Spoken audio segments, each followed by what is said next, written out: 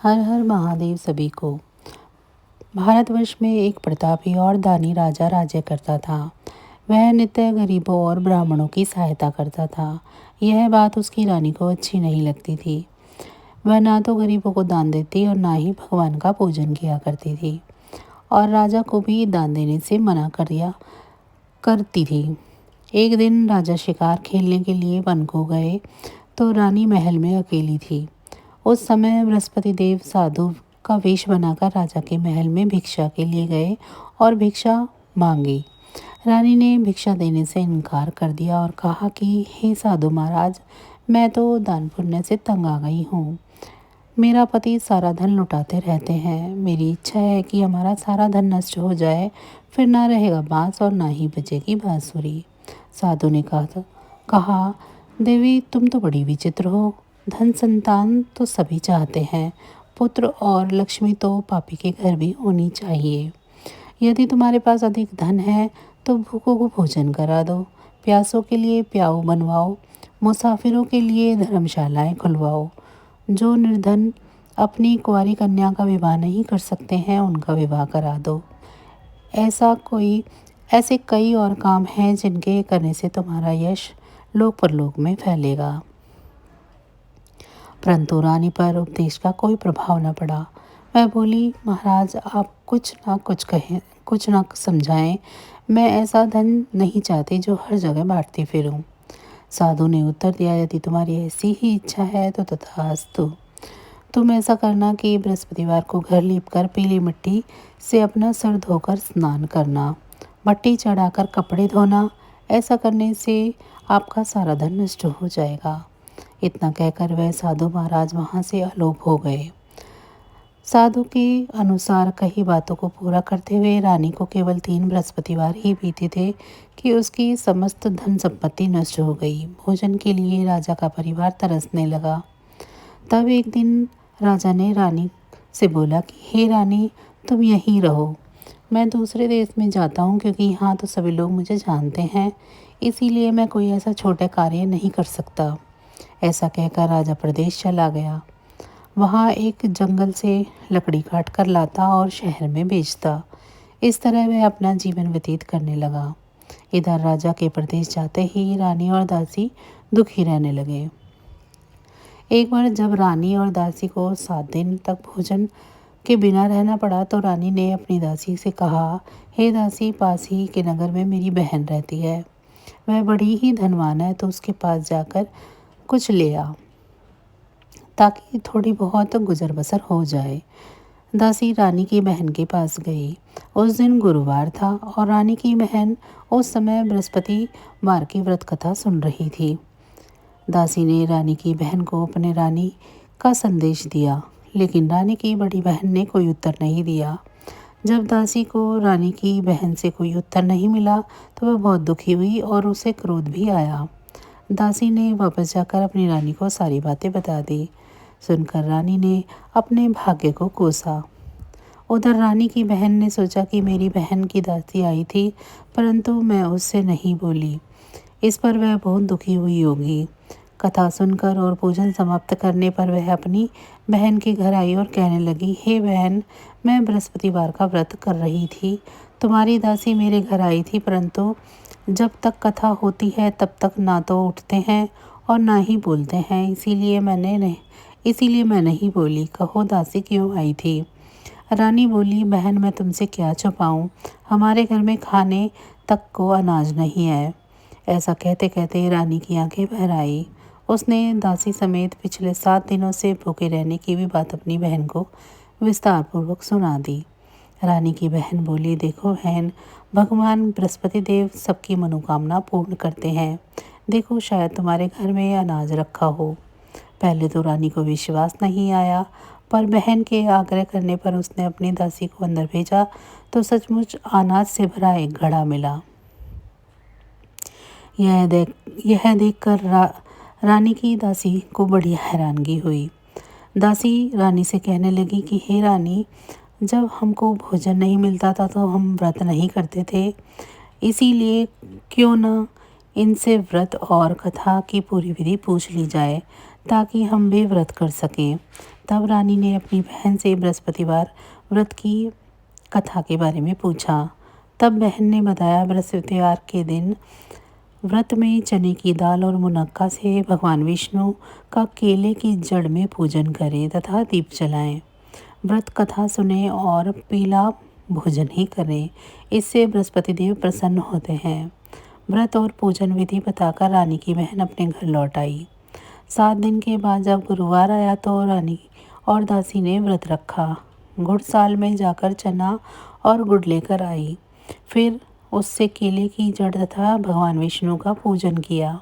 अब पीला भोजन कहाँ से आए, इस बात को लेकर दोनों बहुत दुखी थे। चूँकि उन्होंने व्रत रखा था, इसीलिए बृहस्पति देव उनसे प्रसन्न थे। इसीलिए वे एक साधारण व्यक्ति का रूप धारण कर 2 थाली में सुंदर पीला भोजन दासी को दे गए। भोजन पाकर दासी प्रसन्न हुई और फिर रानी के साथ मिलकर भोजन ग्रहण किया। उसके बाद वे सभी गुरुवार को व्रत करने तथा पूजन करने लगी। बृहस्पति भगवान की कृपा से उनके पास फिर से धन संपत्ति आ गई, परंतु रानी फिर से पहले की तरह आलस्य करने लगी। तब दासी बोली, देखो रानी, तुम पहले भी इस प्रकार आलस्य किया करती थी, तभी धन रखने में कष्ट होता था। इस कारण सभी धन नष्ट हो गया, और अब जब भगवान बृहस्पति की कृपा से धन मिला है तो तुम्हें फिर से आलस्य होता है। रानी को समझाते हुए दासी कहती है कि बड़ी मुसीबतों के बाद हमने यह धन पाया है, इसीलिए हमें दान पुण्य करना चाहिए, भूखे मनुष्यों को भोजन कराना चाहिए और धन को शुभ कार्यों में खर्च करना चाहिए, जिससे तुम्हारे कुल का यश बढ़ेगा, स्वर्ग की प्राप्ति होगी और पितृ प्रसन्न होंगे। दासी की बात मानकर रानी अपना धन शुभ कार्यों में खर्च करने लगी, जिससे पूरे नगर में उसका यश फैलने लगा। बृहस्पतिवार व्रत कथा के बाद श्रद्धा के साथ आरती की जानी चाहिए। इसके बाद प्रसाद बांटकर उसे ग्रहण करना चाहिए। एक दिन राजा दुखी होकर जंगल में एक पेड़ के नीचे आसन जमाकर बैठ गया। वह अपनी दशा को याद करके व्याकुल होने लगा। बृहस्पतिवार का दिन था। एकाएक उसने देखा कि निर्जन वन में एक साधु प्रकट हुए। वह साधु वेश में स्वयं बृहस्पति देवता थे। लकड़हारे के सामने आकर बोले कि हे लकड़हारे, इस सुनसान जंगल में तो चिंता मग्न क्यों बैठा है। लकड़हारे ने दोनों हाथ जोड़कर प्रणाम किया और उत्तर दिया, महात्मा जी, आप सब कुछ जानते हैं, मैं क्या कहूँ। यह कहकर रोने लगा और साधु को अपनी आत्मकथा सुनाई। महात्मा जी ने कहा, तुम्हारी स्त्री ने बृहस्पति के दिन बृहस्पति भगवान का निरादर किया है, जिसके कारण रुष्ट होकर उन्होंने तुम्हारी यह दशा कर दी है। अब तुम चिंता को दूर करके मेरे कहने पर चलो तो तुम्हारे सभी कष्ट दूर हो जाएंगे और भगवान पहले से भी अधिक संपत्ति देंगे। तुम बृहस्पति के दिन कथा किया करो। 2 पैसे के चने मुनक्का लाकर उसका प्रसाद बनाओ और शुद्ध जल से लोटे में शक्कर मिलाकर अमृत तैयार करो। कथा के पश्चात अपने सारे परिवार और सुनने वाले प्रेमियों में अमृत व प्रसाद बांटकर आप भी ग्रहण करो। ऐसा करने से भगवान तुम्हारी सभी मनोकामनाएं पूरी करेंगे। साधु के ऐसे वचन सुनकर लकड़हारा बोला कि हे प्रभु, मुझे लकड़ी बेचकर इतना पैसा नहीं मिलता जिससे भोजन के उपरांत कुछ बचा सकूं। मैंने रात्रि में अपनी स्त्री को व्याकुल देखा है। मेरे पास कुछ भी नहीं जिससे मैं उसकी खबर मंगा सकूं। साधु ने कहा, हे लकड़हारे, तुम किसी बात की चिंता मत करो। बृहस्पति के दिन तुम रोजाना की तरह लकड़ियां लेकर शहर को जाओ। तुमको रोज से दोगुना धन प्राप्त होगा, जिससे तुम भली भांति भोजन कर लोगे तथा बृहस्पति देव की पूजा का सामान भी आ जाएगा। इतना कहकर साधु अंतर ध्यान हो गए। धीरे धीरे समय व्यतीत होने लगा। फिर वही बृहस्पति का दिन आया। लकड़हारा जंगल से लकड़ी काटकर किसी शहर में बेचने गया। उसे उस दिन और दिन से अधिक पैसा मिला। राजा ने चना गुड़ आदि ला कर गुरुवार का व्रत किया। उसी दिन से उसके सभी कलेश दूर हुए। परंतु जब दोबारा गुरुवार का दिन आया तो बृहस्पतिवार का व्रत करना भूल गया। इस कारण बृहस्पति भगवान नाराज हो गए। उस दिन उस नगर में राजा ने विशाल यज्ञ का आयोजन किया था तथा शहर में यह घोषणा कर दी गई थी कि कोई भी मनुष्य अपने घर में भोजन न बनवावे, न आग जलवावे। समस्त जनता मेरे यहाँ भोजन पर आए। इस आज्ञा को जो नहीं मानेगा उसे फांसी की सजा दी जाएगी। इस तरह की घोषणा संपूर्ण नगर में करवा दी गई। राजा की आज्ञा के अनुसार शहर के सभी लोग भोजन करने आए, लेकिन लकड़हारा कुछ देर से पहुंचा, इसीलिए राजा उसको अपने साथ घर लिवा ले गए और ले जाकर भोजन करा रहे थे तो रानी की दृष्टि उस खूंटी पर पड़ी जिस पर उसका हार लटका हुआ था। वह वहाँ पर दिखाई नहीं दिया। रानी ने आश्चर्य किया कि मेरा हार इस मनुष्य ने चुरा लिया है। उसी समय सिपाहियों को बुलाकर उसको कारागार में डलवा दिया। जब लकड़हारा कारागार में पड़ गया और बहुत दुखी होकर विचार करने लगा कि न जाने कौन से पूर्व जन्म के कर्म से मुझे यह दुख प्राप्त हुआ है, और उसी साधु को याद करने लगा जो जंगल में मिला था। उसी समय तत्काल बृहस्पति देव साधु के रूप में प्रकट हुए और उसकी दशा को देखकर कहने लगे, अरे मूर्ख, तूने बृहस्पति देव की कथा नहीं करी, इस कारण तुझे ये दुख प्राप्त हुआ है। अब चिंता मत कर। बृहस्पतिवार के दिन कारागार के दरवाजे पर 4 पैसे पड़े मिलेंगे। उनसे तो बृहस्पति देव की पूजा करना, तेरे समस्त कष्ट दूर हो जाएंगे। बृहस्पतिवार के दिन उसे 4 पैसे मिले। लकड़हारा ने कथा कही। उसी रात्रि को बृहस्पति देव ने उस नगर के राजा को सपने में कहा कि हे राजा, तुमने जिस आदमी को कारागार में बंद किया है वह निर्दोष है, वह राजा है, उसे छोड़ देना। रानी का हार उसी खूंटी पर लटका है। अगर तू ऐसा नहीं करेगा तो मैं तेरे राज्य को नष्ट कर दूंगा। इस तरह रात्रि के स्वप्न को देखकर राजा प्रातःकाल उठा और खूंटी पर हार देखकर लकड़हारे को बुलाकर क्षमा मांगी तथा लकड़हारे को योग्य सुंदर वस्त्र आभूषण देकर विदा किया। बृहस्पति देव की आज्ञा अनुसार लकड़हारा अपने नगर को चल दिया। राजा जब अपने नगर के निकट पहुंचा तो उसे बड़ा आश्चर्य हुआ। नगर में पहले से अधिक बाग, तालाब, कुएं तथा बहुत सी धर्मशालाएं, मंदिर आदि बन गई हैं। राजा ने पूछा कि यह किसका बाग है और धर्मशाला है। तब नगर के सब लोग कहने लगे कि यह सब रानी और दासी के हैं। तो राजा को आश्चर्य हुआ और गुस्सा भी आया। जब रानी ने ये खबर सुनी कि राजा आ रहे हैं तो उन्होंने बांदी से कहा कि हे दासी, देख राजा तुमको कितनी बुरी हालत में छोड़कर गए थे। हमारी ऐसी हालत देखकर वह लौट न जाएं, इसीलिए तो दरवाजे पर खड़ी हो जा। आज्ञा अनुसार दासी दरवाजे पर खड़ी हो गई। राजा आए तो उन्हें अपने साथ लिवा लाई। तब राजा ने क्रोध करके अपनी रानी से पूछा कि यह धन तुम्हारे को कैसे प्राप्त हुआ। तब उन्होंने कहा, हमें यह सब धन बृहस्पति देव के इस व्रत के प्रभाव से प्राप्त हुआ है। राजा ने आश्चर्य किया कि 7 रोज बाद तो सभी बृहस्पति देव का पूजन करते हैं, परंतु मैं प्रतिदिन दिन में 3 बार कहानी तथा रोज व्रत किया करूँगा। अब हर समय राजा के दुपट्टे में चने की दाल बंधी रहती तथा दिन में 3 बार कहानी कहता। एक रोज राजा ने विचार किया कि चलो अपनी बहन के यहाँ हो आवे। इस तरह निश्चय कर राजा घोड़े पर सवार हो अपनी बहन के यहाँ चलने लगा। मार्ग में उसने देखा कि कुछ आदमी एक मुर्दे को लिए जा रहे थे। उन्हें रोककर राजा ने कहा, अरे भाइयों, मेरी बृहस्पति देव की कथा सुन लो। वे बोले, हमारा तो आदमी मर गया है, इसको अपनी कथा की पड़ी है। परंतु कुछ आदमी बोले, अच्छा कहो, हम तुम्हारी कथा भी सुनेंगे। राजा ने दाल निकाली और जब कथा आधी हुई तो मुर्दा हिलने लग गया, और जब तक कथा समाप्त हो गई तो राम राम करके मनुष्य उठकर खड़ा हो गया। आगे मार्ग में उसे एक किसान खेत में हल चलाता मिला।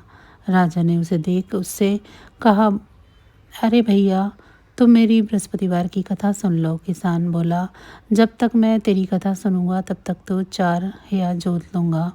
जा अपनी कथा किसी और को सुनाना। इस तरह राजा आगे चलने लगा।